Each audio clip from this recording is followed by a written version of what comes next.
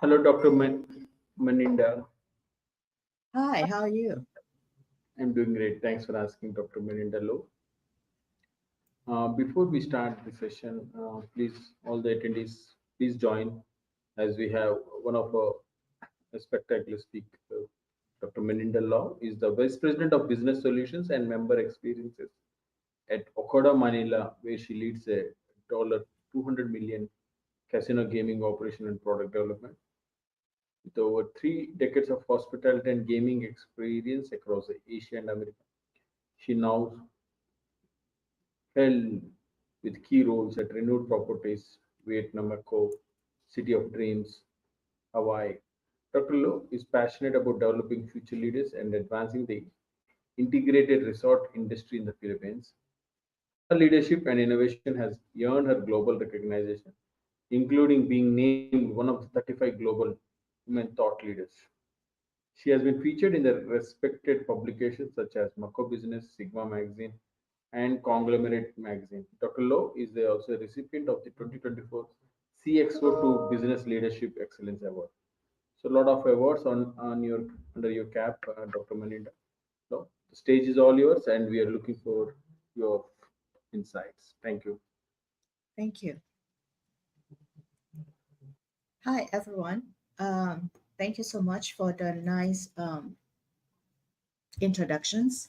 So, today my presentation is going to be the intersections of gender and leadership. Recently, there's actually not recent, but all this time, there has always been research talking about the different style of leadership, especially between genders, male and female. So today we are going to go and explore the intersections of gender and leadership. Is there any um, real differences on that?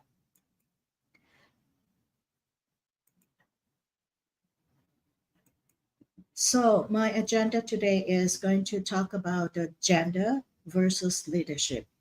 What is the difference? Is there any intersections between the two?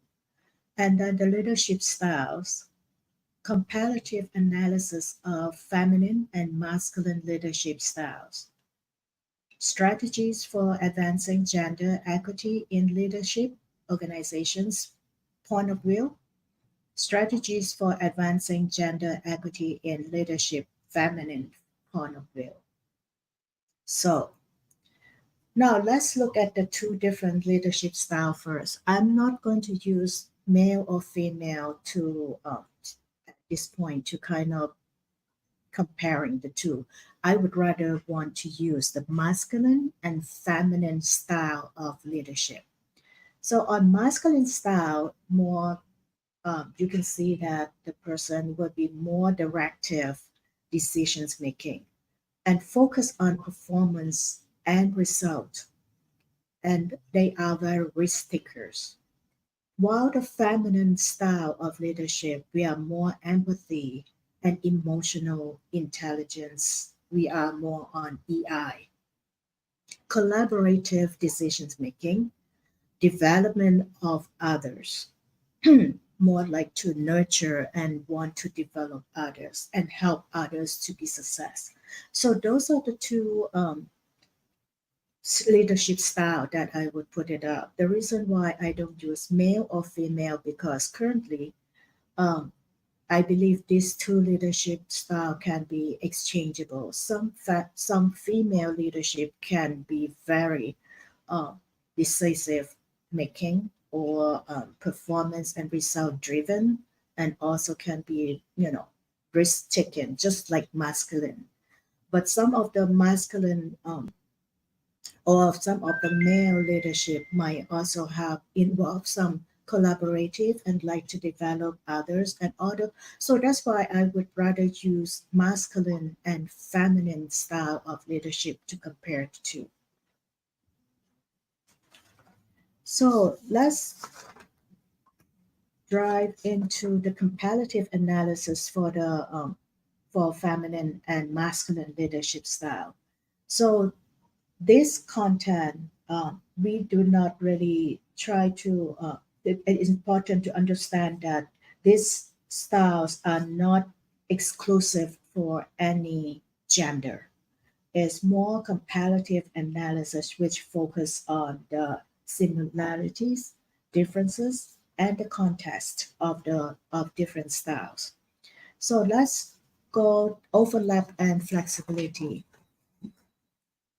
Definitely, just I just mentioned previously that I would rather using feminine and masculine because currently what I see in different leadership is that a lot of male leadership might have some compassionate um, that incorporate into their leadership style. So it is very overlapping and also flexible between the two genders currently. So it is very blended in for certain industry that I see. The second one is about the context and dependence. This is more depending on the organizational culture and also the industry of that leadership, the environment of that industry.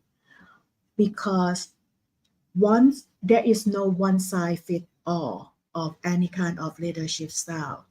If you are more on the feminine leadership style, it doesn't mean that this style in that you currently carry might fit into any other industry that you go into or any other organizations that you go into. Let's take, for example, I work in an HR. I grew up with an HR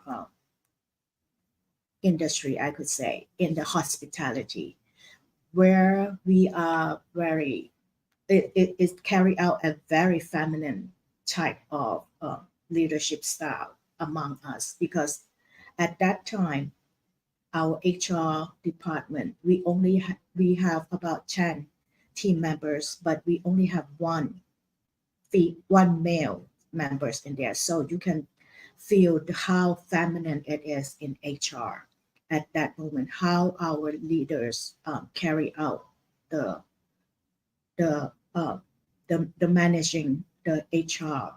However, that is where I start learning my leadership style. Now I'm in the casino industry, which is more on the uh, male dominated industry. So my feminine kind of leadership style doesn't quite fit into this industry. That's why I do need to incorporate some of the masculine leadership style into my new style of leadership. That's why it's really based on the organizational culture and also the industry that you go into. You might have to adjust and amend some of your leadership styles to add more feminine or to reduce a little bit more feminine type of leadership styles. That is where you have to come in and adjust on that. The strength com- complement each other. So that is where we are saying each of the style carry different characteristics. So it really depends on which industry you go in and what type of company environment that you are in. That is where you might have to um, pull and add on a little bit more or deduct a little bit more on different of the um, leadership styles in there. It is very beneficial. Actually, it is very beneficial for the company to have a diverse leadership teams that combine both the two style because um, each of the style complement each other so nicely that it could better resolve any problem, any help resolving problem or creativity or and even the employee satisfactions. There are also the we have to also avoiding the complement avoid the stereotypes and bias in any organizations because once you have any leaders that carry the stereotype uh, or gender opinion, opinionated or to come and lead the company.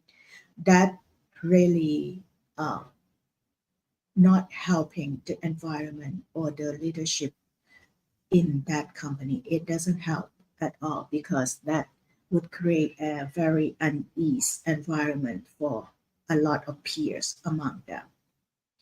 We need to encourage the leaders to develop a broad range of skills in regards to gender. We do have to look at their um, just like a jigsaw puzzle, which kind of styles that we're missing. We do need to develop that skills among the leaders to fill that gap. Evolutions over time. So currently, as I said, a lot of leaders is kind of very diverse and able to adjust between the feminine and masculine style of leadership. It probably due to the societal changes, which encourage each of the leaders to kind of develop different styles or combinations or diverse their personality and their leadership styles to help managing their team. For organizations, can we help in advancing gender equity in our leadership style? One is to promoting gender inclusive policy, which means that we have to implementing gender neutralized recruitment practices. We shouldn't look at gender. Gender should not be part of the selections criteria. We should look at their skills and ability. If that person capable of fulfilling the job requirement that we have. Second, we should encouraging mentorship and sponsorship within the organization. So now, what is difference between the mentorship and sponsorship? Mentorship is more like a person who can guide you towards certain development. But sponsorship is more advocate person who can bring you to that level. So we have to establish the formal mentorship program within the organizations to help our team member or our leaders to learn how to fill that gap that we need.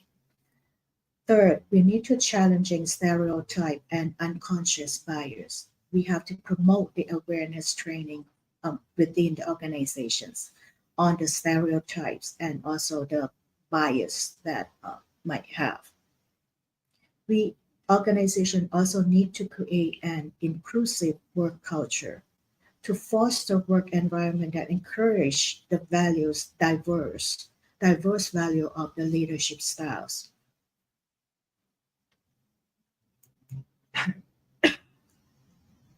Now, for us, feminine or female leadership, what can we and how can we improve our leadership style?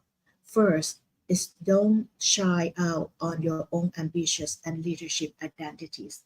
We should stand up for our own leadership identities and also be ambitious about what we want to achieve.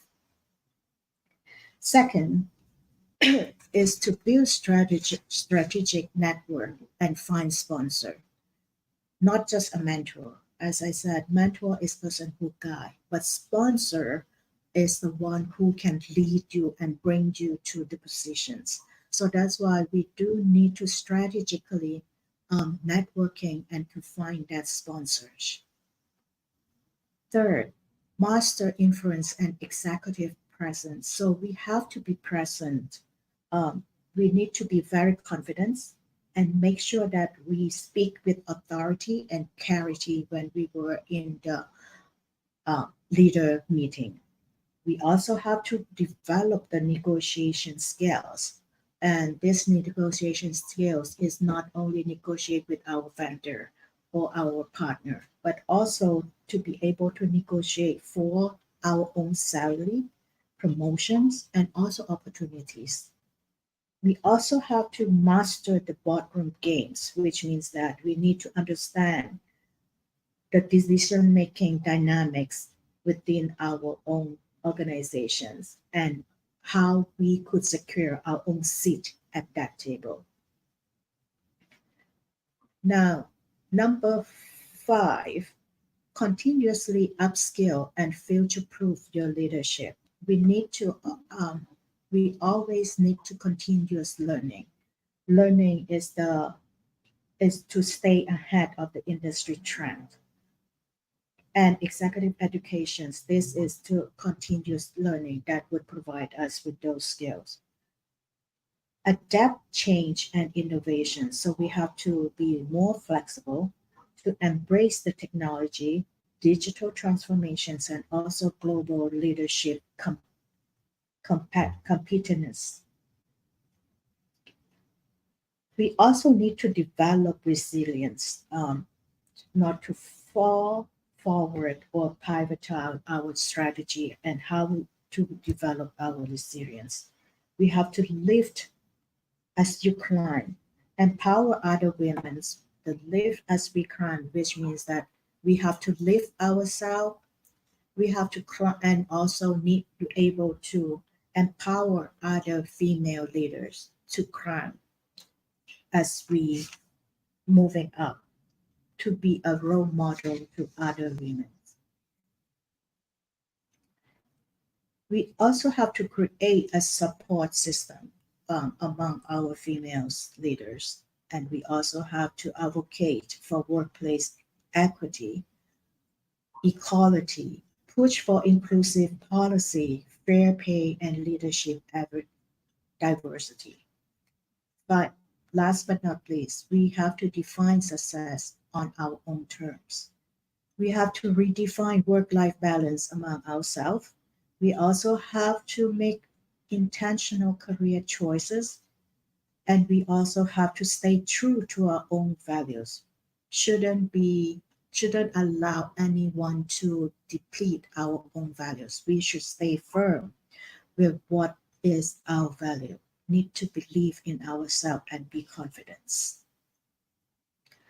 As a conclusions, while gender can influence leadership tendencies, effective leadership transcend gender categories. The best outcomes emerge when organizations value and cultivate diverse leadership style suited to their unique needs. So thank you so much for your joining.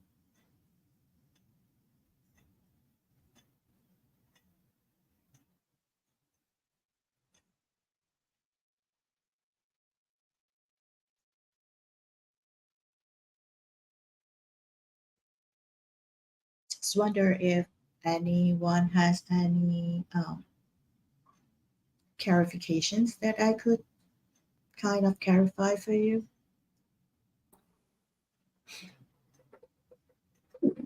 Nice, Dr. Marinda. It was perfectly blended styles. Uh, so one of the questions is membership enough or is sponsorship the new standard? Or the second type of question is, are blended styles still rewarding mostly masculine traits? I'm sorry, the questions again. Uh, is mentorship enough, or is sponsorship the new standard according to your strategies?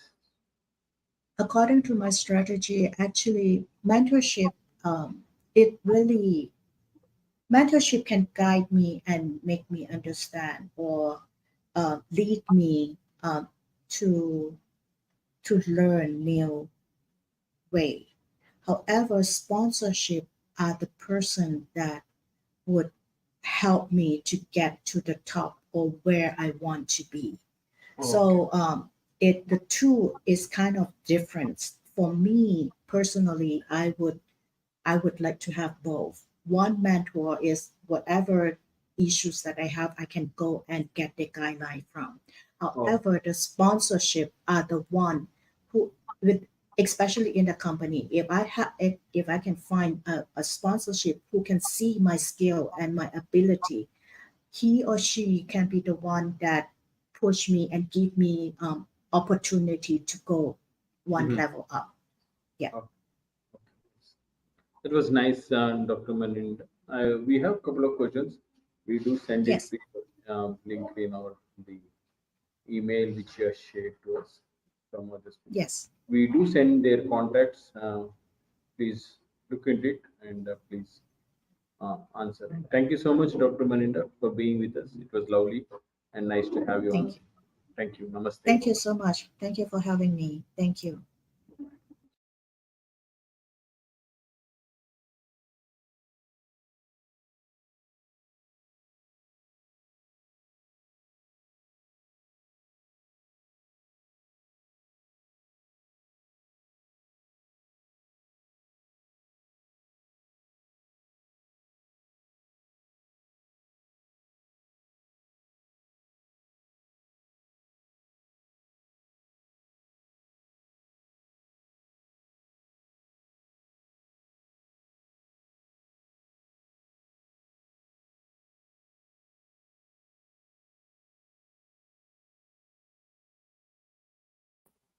Oh, thank you so much, all the speakers and all the delegates, attendees who have attended the virtual event.